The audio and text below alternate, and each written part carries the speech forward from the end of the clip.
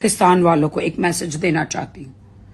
अगर आप अपनी कंट्री में पानी चाहते हैं और कश्मीर में जो हादसे हुए टूरिज्म के साथ, अगर आपको थोड़ा भी दुख है, राखी सावंत इतनी जकोटा जिन वाली जो आपने आईब्रोज बना के इतना करीब कैमरा करके जो कहा है ना, चलो वो तो ठीक है, लेकिन ये मुझे बताओ भाई कि अब ये दिन भी आ गए कि मोदी जी स्पोक्स पर्सन है वो राखी सावंत है कि वो कह रही है कि अगर तुम लोगों को पानी चाहिए, हमारे पास शुक्र अल्हम्दुलिल्लाह बहुत पानी है, आप लोगों को थोड़े से पानी में डूबने की जरूरत है शर्म से। और दूसरी बात है कि वो दो आतंकवादी कौन से दो गिने थे, तुम वहां पे मौजूद थी? आप लोगों की आर्मी तक को तो पता नहीं है वहां पहलगाम में कि कितने लोग थे कितने नहीं थे। आपको कैसे पता चल गया कि वो दो लोग यहाँ पे छुपे हुए हैं?